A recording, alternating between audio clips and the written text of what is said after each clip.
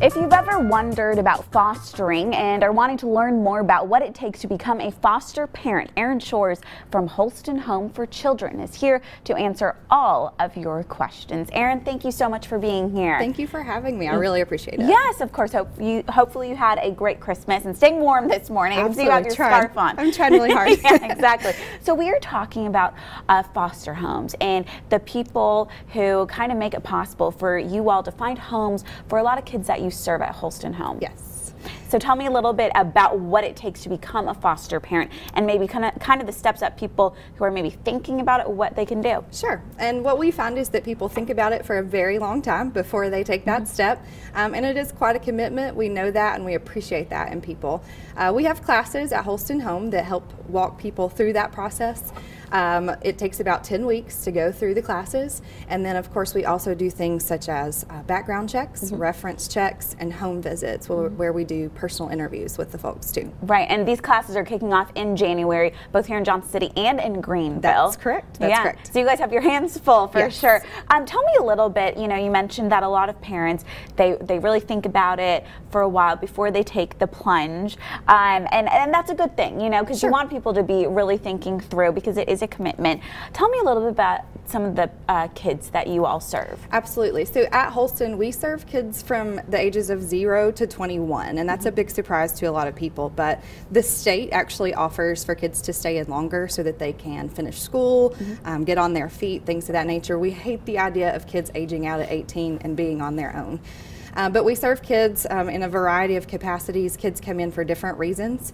We have kids who come in for abuse and neglect. Some kids come in for truancy issues.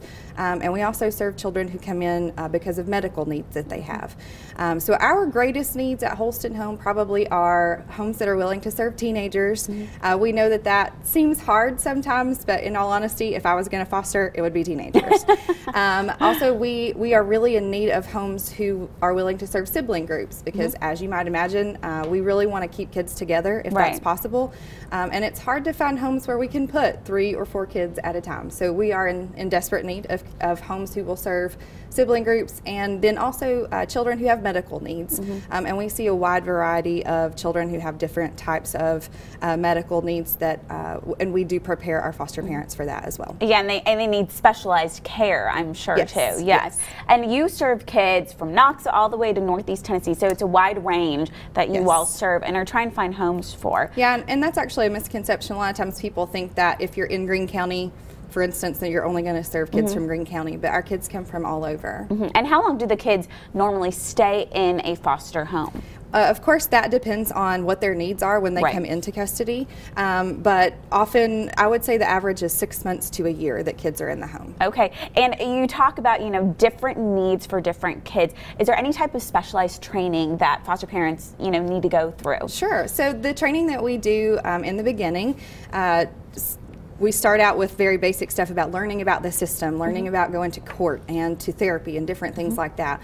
We also talk about the behaviors that you might see from children who have experienced trauma because so many of our kids have done that. And then we also provide training like CPR and first aid, medication administration, things of that nature. And then we provide ongoing training on a monthly basis and sometimes more often if it's needed for foster parents so that they are learning how to deal with all of those things when children are in their homes. Right, and then you also mentioned fostering. If foster parents are maybe looking to adopt, this is also a great avenue as well. Absolutely. I think that adoption through foster care is the best option personally, but obviously I'm a little biased. But we are in need of homes that are willing to foster and help children so that they can go back home. Many of our children do return home to their families, and that's our goal of foster care. But we also have a lot of kids who are not able to return home and they need adoptive homes. So yes, that's a great avenue as well. And people can find out more about these classes that are coming up in January, and of course pick your brain to see if fostering is right for them. And they can just check out your website, right? Yes, they can check out the website. I think you guys also have a phone number. Yes, we do. That that they can reach us. And so any questions that people have, what I often find is that once people start asking those questions, they find out the process is not as scary as it seems. So. Exactly. Well, Erin, thank you so much. We so appreciate you coming on and talking to us about this subject. I think a lot of people are very interested in it, so we appreciate you taking the time to talk to us. Thank you. And if you want to find out more information about becoming a foster parent, just check out holstonhome.org, or you can call that number.